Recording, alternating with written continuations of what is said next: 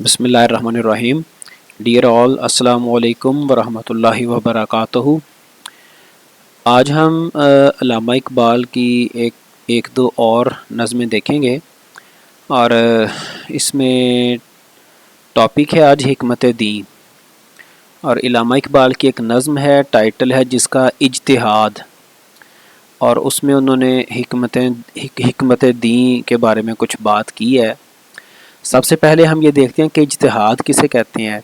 इज्तिहाद का मतलब होता है कि आपके पास कोई सफ़िशेंट इल्म है कुरान और हदीस का, या किसी आलिम के पास इल्म है कुरान का हदीस का और उसके पास अच्छा खासा नॉलेज है, तो वो उस इल्म की बुनियाद पर सोच समझ के किसी मसले का हल निकाल ले। तो ये टाइटल है नज़म का।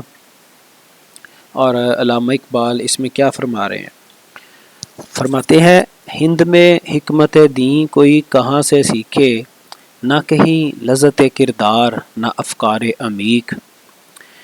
अब इसमें हिकमत दी का तो आपको आइडिया है। छोटा सा हिकमत दी के बारे में एक मैं छोटा सा आपको मतलब मिसाल से समझाता हूँ। अभी चूँकि रिसेंटली ये एक बात पेश आई।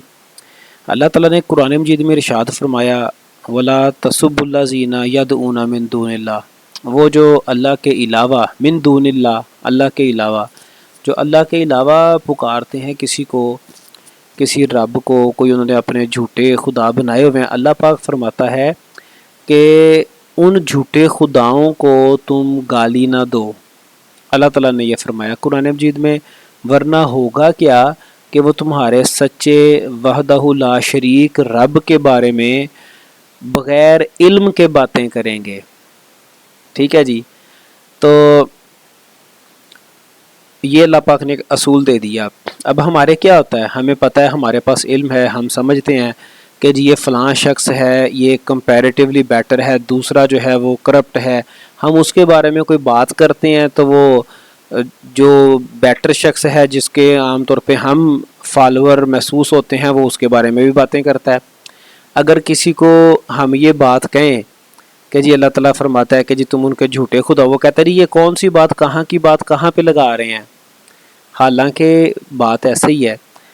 ये तो लीडर्स की बात तो रह गई एक तरफ। आप किसी को कहें कि जी कितने गंदे कपड़े पहने हुए हैं, वो कहेगा तेरे बड़े चंगेरे। तो हम जिस टोन में किसी दूसरे से बात करेंगे, चाहे हम बिल्कुल सही बात ही क्यों ना कर रहे हों, वो उसी टोन में हमें आंसर करेगा। तो इस तरह की बातें जो ना हिकमत दी कहलाती हैं। ये हिकमत होती है। इल्म मालूमात कुछ और है, हिकमत कुछ और है। तो अल्लामा फरमाते हैं, हिंद में हिकमत दी कोई कहाँ से सीखे, ना कहीं लज़्ज़त किरदार ना अफ़कार अमीक। लज़्ज़त किरदार से मुराद ये है कि जो किरदार में एक चाशनी होती है, जो एक आला किरदार होता है। अफ़कार अमीक कहते हैं बड़ी गहरी सोच, गहरा गौर व फ़िक्र। अब अल्लाह ताला ने कुरान मजीद में बार बार गौर व फ़िक्र की तरफ राग़िब किया है, फरमाया है कि गौर व फ़िक्र किया करो। अब इसका मतलब क्या हुआ, दीन इस्लाम में क्या दनाई, क्या तदबीर और क्या फ़िक्र है, ये बात कोई कहाँ से और किस से पूछे। क्योंकि जो बरसगीर पाको हिंद, जिसमें अब मतलब पाकिस्तान भी शामिल है, जो दीनी हलका के लोग हैं, उनमें आम तौर पे वो बाअमल नहीं है। ठीक है जी, लज़्ज़त किरदार नहीं है, और दीन के मुतल्लिक जो इल्म है वो भी इल्म की हद तक तो है, लेकिन उसमें हिकमत का अंसर, जो हिकमत का पहलू है, वो उसमें डेफिशिएंसी है। जब कोई बात की जाती है, किसी डेफिशिएंसी की बात की जाती है, तो डेफिशिएंसी से, कमी से मुराद ये होती है कि किसी चीज़ को हम कुल्लियतन मुकम्मल तौर पे डिनाई नहीं कर रहे होते, बल्कि उसमें एक कमी की तरफ इशारा किया जा रहा होता है कि अगर उसके ऊपर काबू पाया जाए तो मामलात बेहतर हो सकते हैं। तो उसके बाद अल्लामा फरमाते हैं, हल्काए शौक़ में वो जुर्रत अंदेशा कहाँ, आह महकूमियों तकलीद व ज़वाल तहकीक। अब एक तो उलमा इकराम का ग्रोह है और एक दूसरा ग्रोह है हल्काए शौक़, जिसको सूफिया का ग्रोह भी कहा जाता है, फ़ुक़रा फ़कीर भी कहा जाता है। ठीक है जी। अब इसमें हल्काए शौक़ की बात करते हुए कहते हैं जी कि यहाँ पे हल्का शौक़ में जुर्रत अंदेशा कहाँ, جرت اندیشہ سے مراد یہ ہے کہ غور و فکر کی جرت، یہاں پر بھی پرابلم وہی ہے کہ غور و فکر نہیں ہے، ٹھیک ہے جی۔ محکومی کا مطلب ہے غلامی، اور تقلید کہتے ہیں کہ جی پیروی کرنا اور بغیر سوچے سمجھے پیروی کرنا، اور زوال تحقیق اس سے بھی مراد یہی ہے کہ جی آپ خود سے کچھ نہیں سوچتے اور مطلب تحقیق کوئی نہیں ہے، بس اگر کسی نے کہا کہ جی وہ کتا تمہارا کان لے گیا ہے تو کتے کے پیچھے بھاگنا ہے، بلکہ اپنے کان کو ہاتھ نہیں لگانا کہ جی ہے بھی یا واقعی لے گیا ہوا ہے، ٹھیک ہے۔ تو یہ سارا معاملہ حلقہ شوق میں وہ جرت اندیشہ کہاں، محکومی و تقلید و زوال تحقیق۔ تو یہ علامہ اقبال فرماتے ہیں کہ جو علم والے ہیں وہاں پر بھی پرابلمز ہیں، جو حلقہ شوق ہے وہاں پر بھی تحقیق نہیں ہے، وہاں پر بھی تقلید ہے، وہاں پر بھی جرت اندیشہ کوئی نہیں کرتا۔ اس کے بعد فرماتے ہیں خود بدلتے نہیں قرآن کو بدل دیتے ہیں، ہوئے کس درجہ فقیہان حرم بے توفیق۔ مطلب یہ کہ اب یہ ایک بڑی سادہ سی اور بڑی ہی اہم بات کی طرف اشارہ فرمایا علامہ نے کہ خود نہیں بدلتے۔ اگر دیکھیں آپ کچھ بھی ہیں، آپ میکسیمم کیا ہوگا، آپ بڑے ولی اللہ ہوں گے، کسی بڑے مقام پر ہوں گے، لیکن ہیں تو انسان، آپ سے کوئی مسٹیک، کوئی پرابلم، کوئی غلطی ہو سکتی ہے، ٹھیک ہے۔ وہ اپنی غلطی کو ماننا ہی نہیں ہے، خود کو جب بدلنا تو بعد میں آتا ہے، پہلے تو ماننا ہوتا ہے، بندہ ایکسیپٹ کرے، ایڈمٹ کرے کہ یس آئی ہیو سم فالٹ، کوئی پرابلم ہے، تو بدلنا بڑی دور کی بات، مانتے ہی نہیں ہے، وہ قرآن کو بدل دیتے ہیں۔ قرآن کو بدلنے سے کیا مراد ہے کہ اپنی غلطیوں کی جسٹیفیکیشن وہ قرآن سے نکالتے ہیں۔ قرآن کو بدلنے سے مراد یہ نہیں کہ کوئی بدل نہیں سکتا، اللہ پاک نے خود فرما دیا کہ ہم خود اس کی حفاظت کرنے والے ہیں، ٹھیک ہے۔ بدلنے سے مراد یہ ہے کہ اس میں سے اپنی مرضی کے پوائنٹس نکالتے ہیں، جی ایسے نہیں ایسے ہے، ویسے نہیں ایسے ہے، ٹھیک ہے جی۔ ہوئے کس درجہ فقیہان حرم بے توفیق، کیسی بے توفیقی ہے، کیسی سمجھ لیں کہ ڈیفیشنسی ہے کہ جو فقیہان حرم ہیں، جو فقہاء کرام ہیں، جو فتویٰ دینے والے ہیں، وہ قرآن میں سے اپنی مرضی کے فتاویٰ نکالتے ہیں اور کوئی ڈیفیشنسی ہے اس کو نہیں دیکھتے۔ مسالک میں یہ کئی پرابلم اس طرح کے پائے جاتے ہیں۔ تو اس کے بعد علامہ فرماتے ہیں ان غلاموں کا یہ مسلک ہے کہ ناقص ہے کتاب کہ سکھاتی نہیں مومن کو غلامی کے طریق۔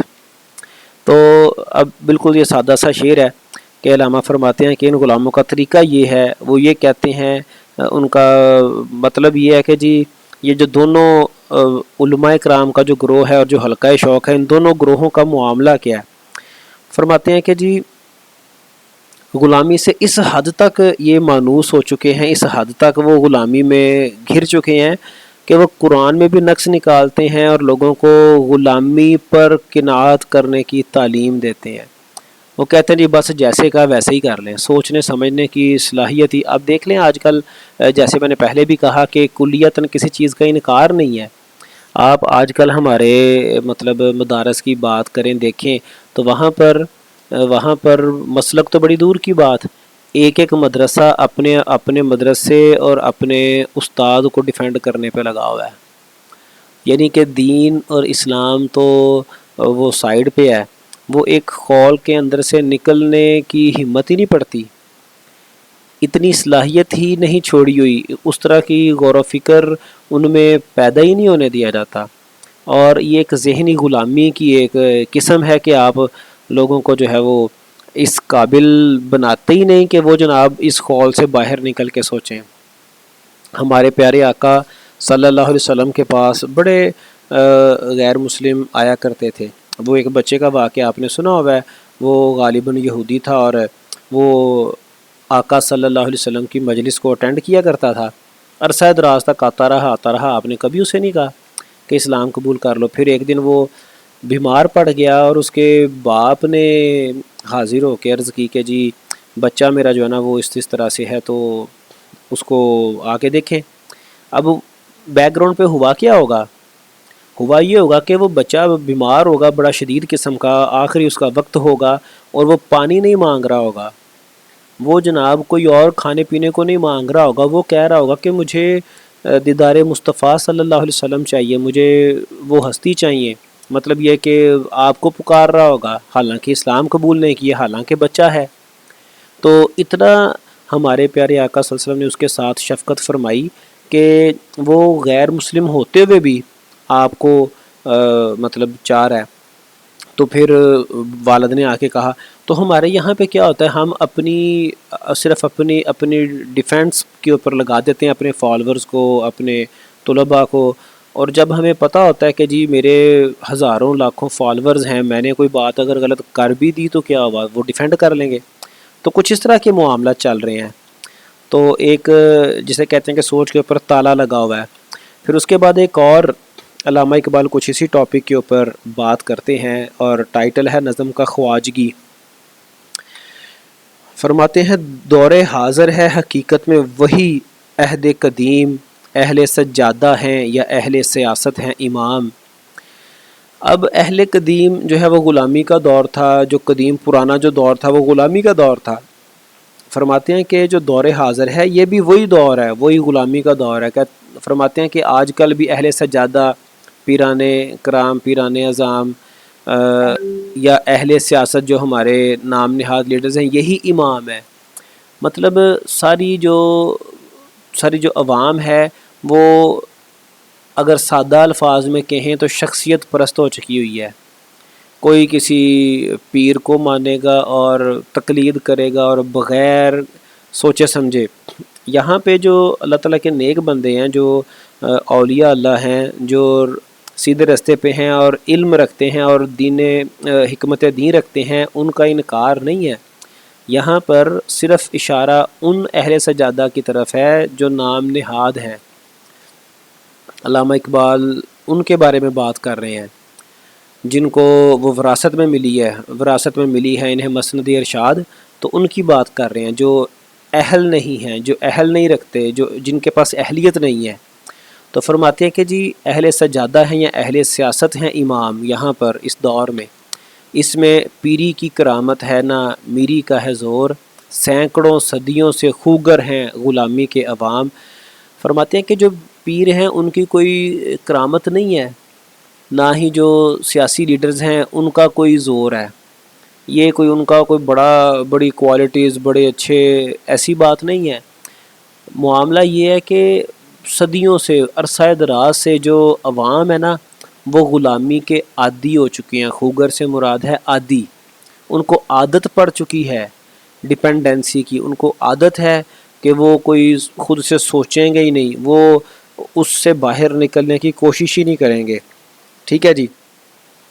اور پھر اس طرح سے جو وڈیرے ہیں، جو ہمارا وڈیرہ شاہی نظام چلتا ہے وہ چلتا چلا جا رہا ہے۔ پھر وہ ایک نسل در نسل معاملات، گدی اور سلسلے چلتے ہیں سیاست میں بھی اور جو ہے وہ پیری فقیری میں بھی۔ پھر فرماتے ہیں خواجگی میں کوئی مشکل نہیں رہتی باقی، پختہ ہو جاتے ہیں جب ہوئے غلامی میں غلام۔